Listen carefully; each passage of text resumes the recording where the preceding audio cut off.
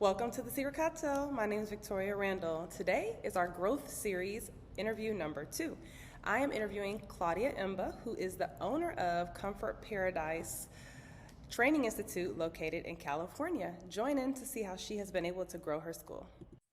That's not the norm to graduate 100 students when you very first open in your first year. So tell us, how did you do that? So I didn't do it by myself, of course. I build relationships in the community. So we do have some skilled nursing facilities that are willing to sponsor. So in return, the CNAs will agree to work with them for like a 12-month period. So if they cannot afford tuition, they get locked in there. So, and they need help. It's a really big facility. I think that's what really helped. And we are also a home care agency, so we do offer like apprenticeship programs as well. And where we build relationship with Department of Labor. So we get, they reach out to us with people that need some training and also need employment opportunities. So we can hire them as a caregiver with Comfort Paradise Home Care. We can train them as a CNA at Comfort Paradise Training Institute. So the two sister companies, they work together. Which one did you have first? The home care, we've had the home care now for 2 years plus, and then the CNA we added. And I'm assuming you added the CNA program to help fill the need you had in your own home care business. That's that part, yeah. Okay. So caregivers that need work, they're really diligent. They do their work. You can get your CNA training on the side. Yeah. And, you commit to be with me for X amount of time, Nice. Do you still make, even though they commit to you, if they commit to you, do you charge them tuition? Is it free tuition? What does that look like? So, when you give someone something for free, they don't really value it. So I know. I have them invest in like a textbook, their uniforms, and their testing fee. So those are the basics that they really like invest in themselves for. Get your physical examinations, TB, and life scan. So they get all of those.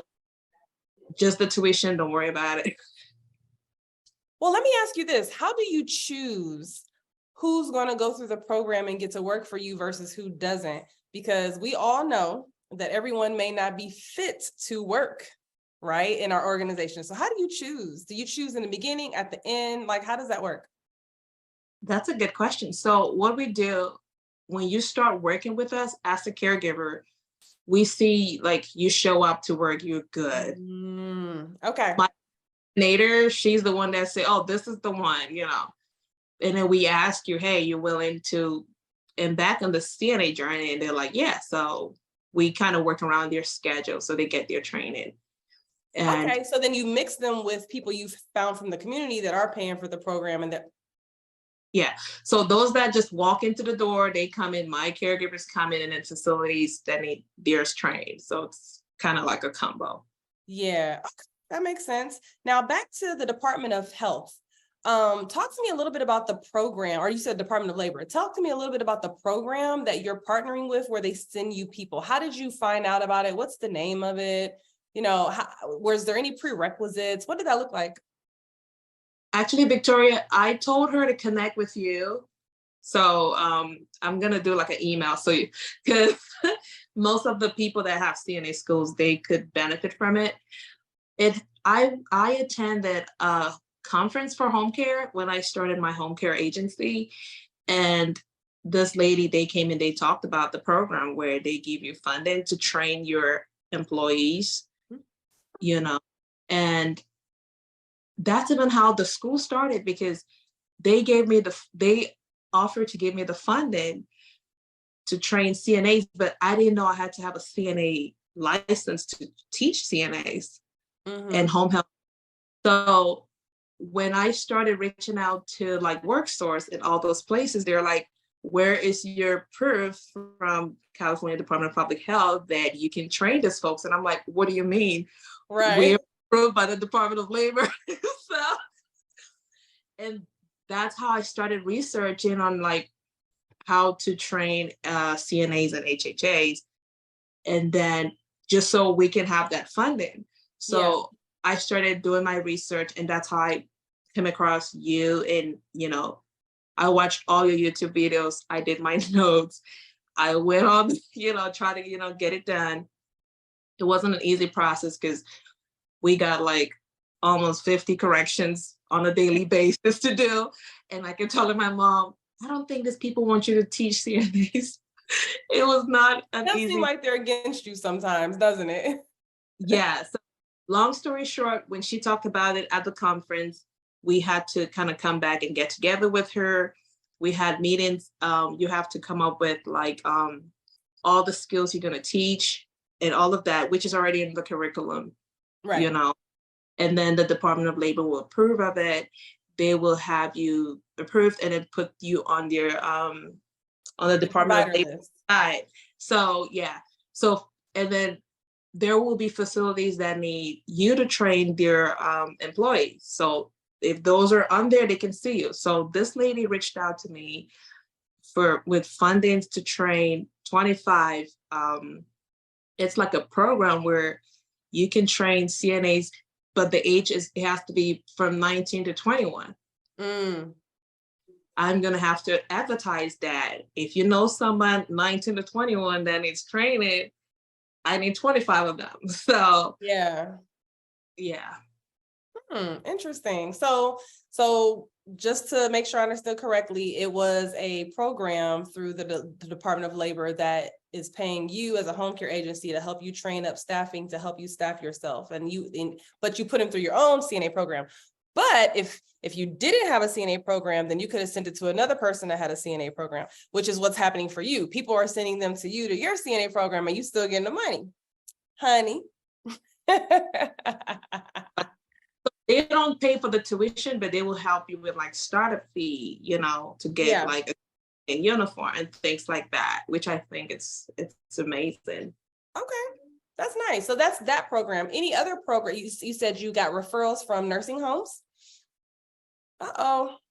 I think someone was calling her and it came in. She'll come back in.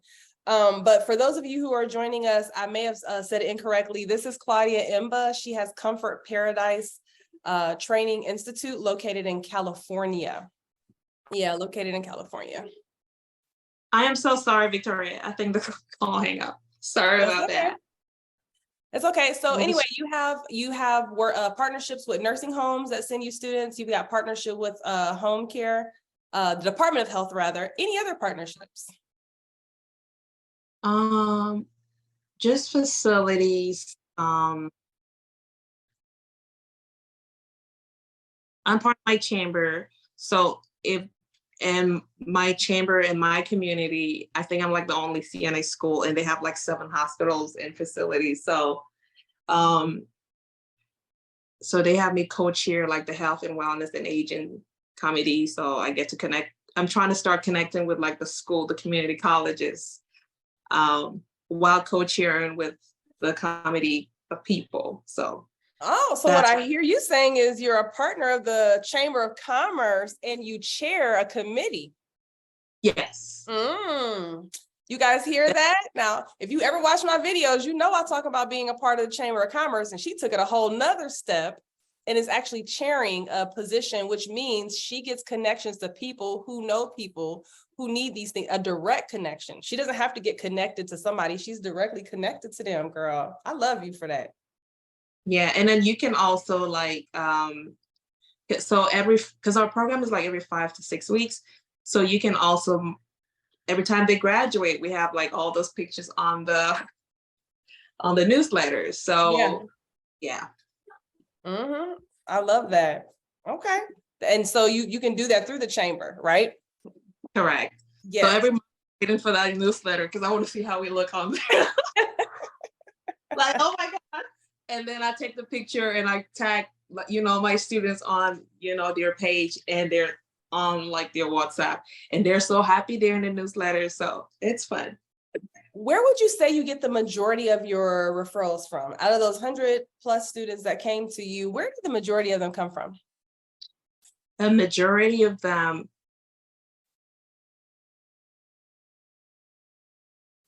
so considering we had the sponsors and they didn't have to pay for it, when we blasted on Google, like the first two badges was like already like 30. So, and that's one thing I've noticed. Once people know it's free, oh my God, sold out within 72 hours, no seats. Now, when you say you blasted on Google, you're doing Google ads? Yeah, we're doing Google ads, Facebook, Instagram. Gotcha. All right. Nice note, nice little nugget there for people to, and that's another thing. A lot of people will get funding, but because it's funding, they won't promote it. But like they'll think they're promoting it, but they're not really promoting it. They're afraid to put dollars behind ads to promote it just because it's free. But how else are people going to know? Exactly. And once you put an ad out there, oh my God, within 72 hours, seats are gone. And we're like, oh my God, we're no longer, but they're still calling. Yeah. Wait list. Yeah. Nice, nice. So how far is it, after you got approved, how far in did it take before things started really taking off with those connections you made? How long would you say it took? So I would say, Victoria, so because I had been doing marketing for my home care. So I had already been like going to facilities and knocking on doors like, hey, I was going and asking, hey, do you have patients going home that will need a caregiver? And they're like, Claudia, we need help with CNAs. So I'm like, okay, I'll be calling you once we get approved. So once we got approved, most of the facilities, they said no to sponsoring. And that day I had gone to like 5, 6, the 7th one said yes. The moment I walked in, they were like, Claudia, and then I said, do you mind just being a clinical site? So you train them and you absorb them. They're like, yes. I went home and did the paperwork. They got approved within a couple of days. And all my students just go there. Yeah, so you've made a name for yourself in these different facilities. They knew you by name because, okay, so it was easy to slide on in there. And that's what I tell, how do you maintain those relationships? I think that's the key there. Like people say, well, I went and I introduced myself and I never heard back from them. Well, there's a certain type of maintaining of the relationship that needs to occur. How do you maintain that relationship between I meet you and I need you? So, that's a great question. And it's kind of hard because you get so busy. But what I've been doing is, since my students, they go there, every first week of class, I will get donuts. And, just go in and say hello, just sit down and connect with the DSD and just thank her for like all the referrals. And I want to know like how my other students are doing, the ones that are already working there, She was like, oh, problematic. This one is good. And then I go and I call them. I'm like, hey, you better behave. So I always want to know how they're behaving. Yeah. So yeah, I would say every month I am in there, like just stopping by to say hello and thank you with just some donuts. And also, and I tell my students, this is so the nurses can treat you guys nicely, and be nice. And I tell them, once you start working, don't forget how it started. So my students are already in there and they're training those ones coming in happily. Yeah. You just said something that I think is really good. And anyone watching right now, you may feel like, well, Claudia is saying that because she's already in the facility. Me, I'm not even in the facility yet. So how do I build that relationship? And I think my answer to that would be the same way. Even though you're not in that facility yet, still pop up, show up once a month. Like you just said, continue to reintroduce yourself, what it is you're doing, anything change you need to know about. You could even volunteer. Yes. Hey, I want to volunteer with the activities director and paint some nails next week. Is that okay? Just be a face there. You know what I mean? And I always ask them, like, what shift do you need to be filled? So when they're calling me for work, I'm like, you still need help with this shift? They're like, oh, Claudia, we got it covered. We only have need for this one. And I'm like, okay. And then I get back to them like, hey, this person is coming. Call this person, Yeah. I be a solution to them too, Yeah. So let's see. Out of all your marketing tactics, and I think I've already heard the answer to this, but I want to make sure. Out of all your marketing tactics, which one would you say has proven to be the best? For me, for right now, I feel like when we treat the students we have really nice, and they blow the whole whistle. Like, they're always in my office. Like, I like to connect with them one-on-one, make them really feel, I want to know like where you see yourself 3 years from now. Yeah. Kind of your goals, like also encourage them to stretch. Some of them, they're like going in circles. So I try to like go this way, So, and I give them homework. Once you go past that entrance exam, come tell me how it went. So we kind of really still stay in touch in a way. And once they leave here, oh, I got your number from so-and-so. I'm like, come on in. Okay. So the students are the biggest cheerleaders for you. They are. And we go really big on our graduation. We wear our robes. We do our Nightingale pledge and all of that. We take pictures. We do a dance challenge. So Afro beats. You do the dance challenge, the Afro beats. We have an Afro beats DJ. So yeah, we really make them feel at home. We make them feel like family, which they are. And when they leave, we miss them. And then we throw a party at the beach and say, hey, come on, there's food, just come on. And so they are like the most referrals. So, and once they graduate, like the following week, I touch base with them. How are things going? Did you get your results? Do you know where you're going to work? Do you know anybody who's ready to come to our next class? Yeah. Oh, I have people. Give me their names. Give me their numbers. So that's like the whole circle. So what type of help do you have at the school? Because, everything you're doing can be a lot, right? You have the recruiting, you have the retention, you have the connection post-graduation, you have all these people in your community who you're building these relationships with. So how do you get help? How do you delegate? What does that look like? Oh my God, that's a good question because I'm actually working on that. I am thankful for my instructor. So while she's teaching, my hands can kind of do other things. I'm thankful for my care coordinator on the home care side and my scheduler. They all we all work as a team. So they're very, very, very supportive. Got it. One thing I will say about you is people can take notes from you. No, I'm serious. People can take notes from you. You guys, Claudia reached, I hope you don't mind me sharing, Claudia.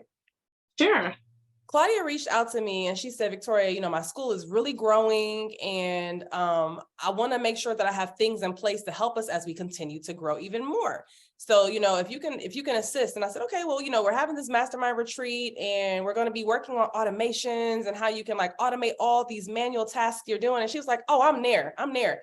But until we get there, I got my ticket, but until we get there, can you still help me with some stuff? Because I need some stuff going now. I'm like, well, let's do it. So, which by the way, we still have some more time together that we need to finish up. So don't forget. But needless to say, I was giving Claudia tasks. Like I would show her things and I would give her a task. And when I tell you she came back and it was done ×2, and then she started already working on the next thing before I even gave it. I'm like, you are the bomb. It's just that, some people just need a little bit of direction and some people need a lot of direction, right? And so my question to you is, because I've consulted with a lot of people in these 5 years that I've owned this company, I see people where I tell them to do something or I suggest things and they don't do it or they don't know how or whatever. How do you take a small piece of knowledge that you gain and run with it? Can you please, I know how I do it, right? But I want to hear how you do it. How do you do that? So that's a really great question. And my team will be so upset when they hear this. I always have them think what about when we have 100? Now we have 5, now we have 20. They're like, oh, Missy, it's going to take 3 years. I'm like, what if it's in a year or two? Once we kind of do one thing 10 times, we can just create the systems where it just flows. Mm-hmm. That's what I like.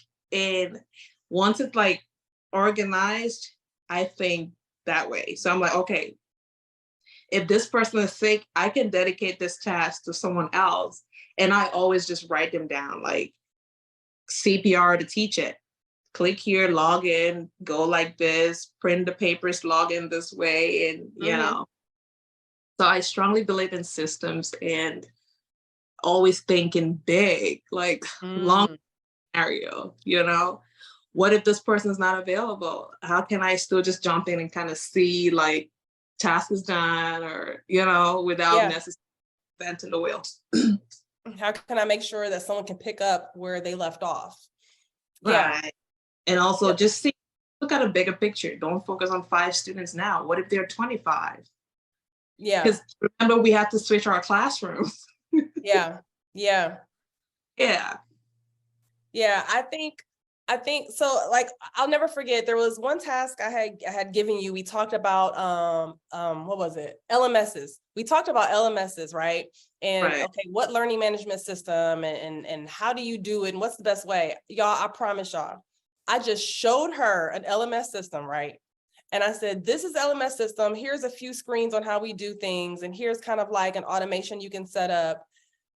Here's an example, next time we meet, here's some resources. I sent her some videos. Next time we meet, have it together.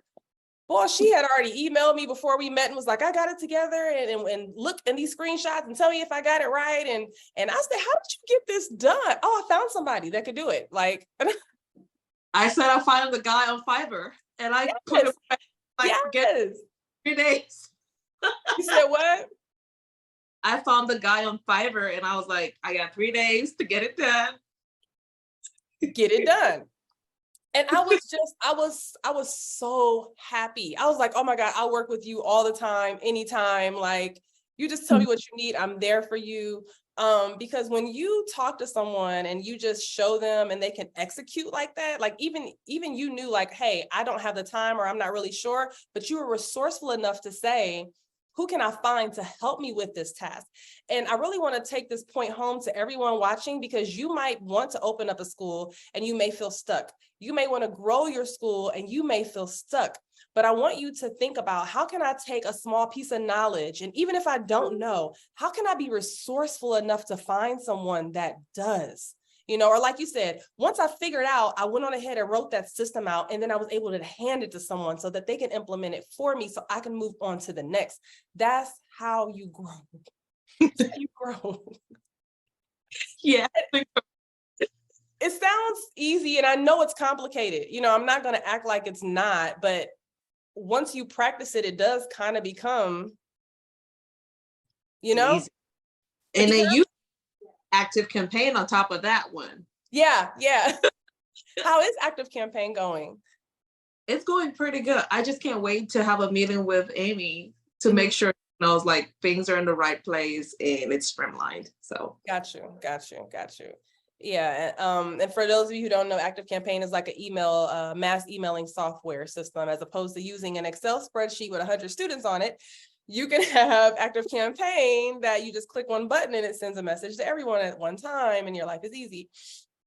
So what's next for Comfort? Oh my God, Victoria, you already know what's next. Well, tell everybody else, what's next?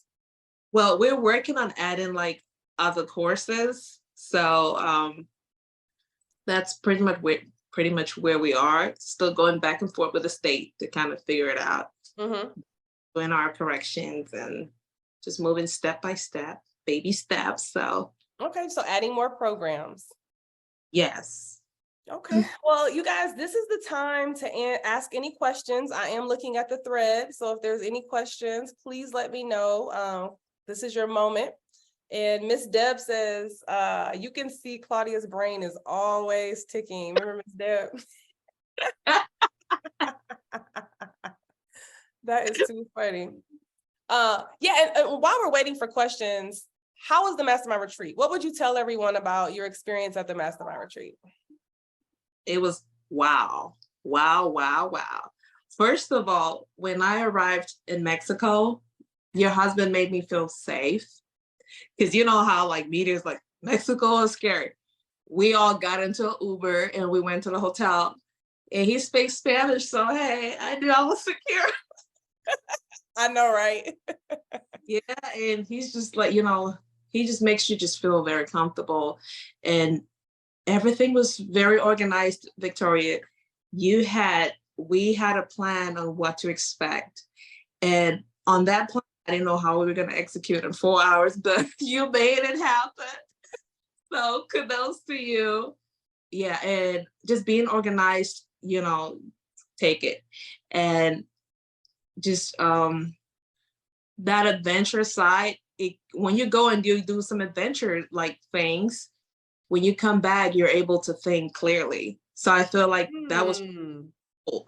Like we were on the boat, jumping in the water, just having a good time. And the next day we have class. So I'm able to like process all of those things and not thinking about work. And while I'm here, my brain is like ready to be receptive of new ideas. So I felt like that was good. And your team is amazing. Amy. Thank you. Remind me of your cousin's name. It's Corey, Deja, Amy. Yeah. Yeah. So best DJ, like fun, fun activities. You gotta eat the crust. It was just, it felt like family. Like it was good vibes, positive vibes. And Victoria, you over delivered literally within a short period of time. And even you being able to follow up like after the retreat, like, yes. Hey, let's schedule a meeting to make sure you executed everything that was being taught in the meeting. I feel like that's applause. Yeah, thank you. It's very important to me that people feel like they got everything that they wanted, desired, and more, you know what I mean? And I get it, like going to a whole nother country is not cheap, and I get it. But I still want to make sure that you don't feel like, I done came here and I didn't even get what no, you got what you wanted and then some, more than what you even expected. And like I mentioned before, our mastermind retreats usually didn't have the fun element. So it's so interesting to hear you say how the fun element helped you to be able to process better the next day. That is very valuable information. And I'm glad that we did do the big fun element this year, and we're going to continue to incorporate that. That was by request of past participants. So although all past participants didn't come to experience it, you did. So you can thank them for that. Thank you, past participants. Yeah. So what'd you say? Outside of the US is always good, something different, another culture, another music, another food. I just kept eating. That's what I felt like I did the whole time, was eat. Yeah, so thank you. Somebody asked me, let's see, I'm looking at the questions now. So someone said Fiverr is the truth. Yes, it is. For those of you watching and you don't know what Fiverr is like a platform where you can go to find freelancers, and just about anything that you want done, I promise you'll find somebody. Like she literally went to Fiverr and found an expert in using Class 365, which is a LMS, a learning management system. Like she found that. There are people there that can make graphics for you, logos, write you blog articles, you name it. There's somebody on Fiverr that can do it. Logos, yeah. Mm-hmm. And then someone said, what other programs does Claudia want to add? Thank you for your question, Stacy. Oh my God. You're just going to let it out the bag, huh? We claiming it. You going to do it. So it ain't going to happen. So we're in the process of adding the LVN program, and we're still like in the beginning steps. We did our letter of intent. In California, you have to submit a letter of intent saying, I want to start an LVN program. Yeah. So far, it's been like a whole bunch of corrections already. And I don't get back to you until like 30 days later. So I'm just, working at your pace. CNA was different. It was every day, but this one is different. It's because they literally like will put you behind the whole list every time. But as an FYI, we've done LVN in one other state. It wasn't California, but we have done it. So as you know, as you get those revisions or whatever, book a call with me. Any way I can be of a resource to you. Policies are how my brain works. So I know usually how they want something worded based upon the regulation. Let me know. Awesome. Yeah, I would definitely keep you posted. And when you do the letter of intent, you put like what date you want to start your school. I put 2024, and they're like, it's impossible. They said 2024. So I'm like, okay, let's take our time with it. So and then why don't you just tell me? Why are you asking me? And then of course we want to do phlebotomy, which are scheduled calls. I kind of save those for you, Okay. when there. I'm still thinking about medical assistant, but I'm not too sure about that. But definitely phlebotomy and LVN, because we got approved for home health aid a few weeks ago, and we did our badges, and it was 30 students. It was free, and they loved it. You did the 40-hour add-on to CNA? Okay. Yes, the hour. All right. And then someone says, what are some automations that you have implemented in your business? That's Pamela. Hey, Pamela. Oh, Pamela. Okay. For automation, everything we did at the retreat, Maria, especially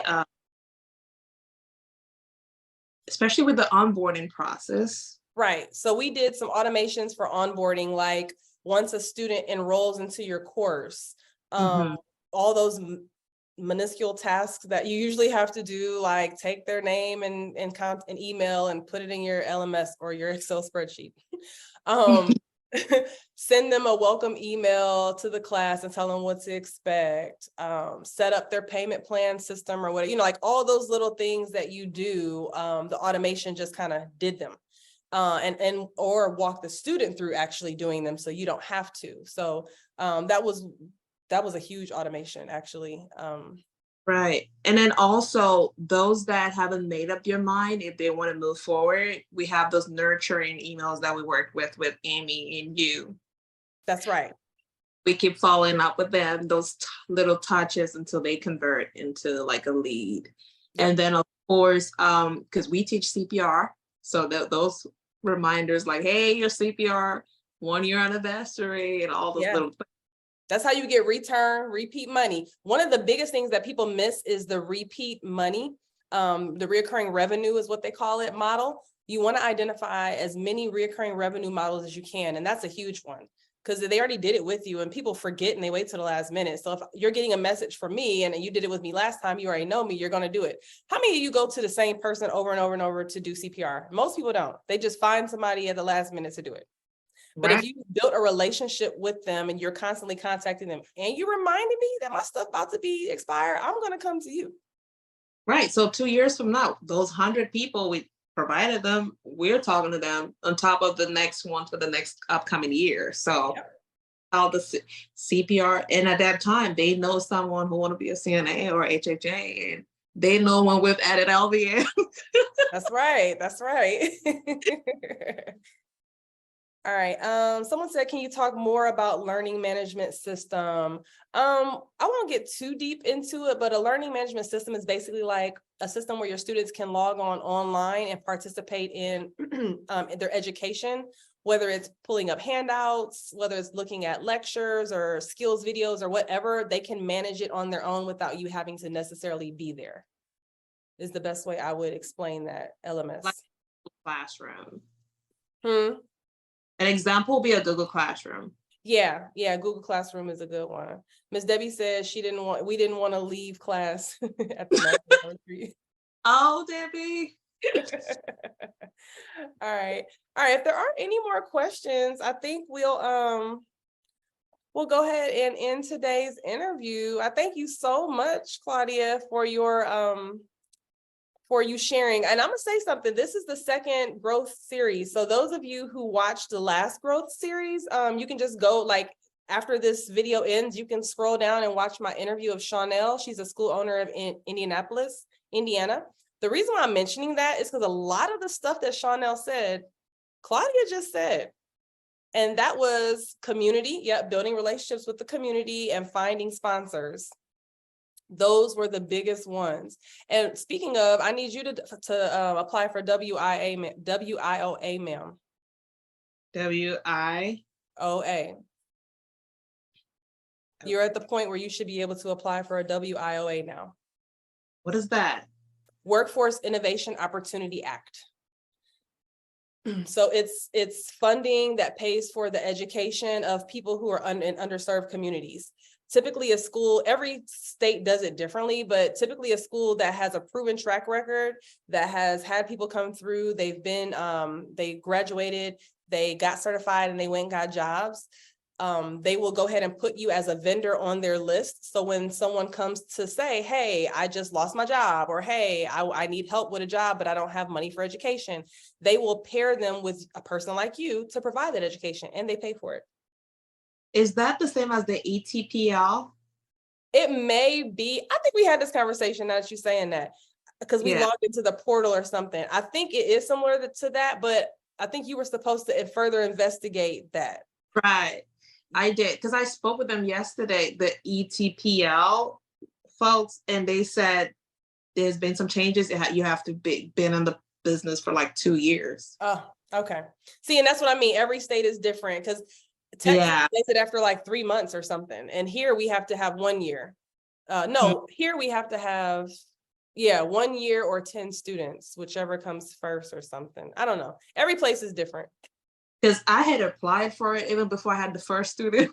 So right. So when we hit like 1 year, I called them. I'm like, hey, now it's 1 year. They're like, oh, Claudia, wait, same time next year. And I'm like, okay, I'll wait. Yeah. Okay, cool. Yeah. All right. Well, it's good talking with you. Same here, Victoria, and the crust. Thank you so much. The crust. You so silly. The no crust. Okay, get it right.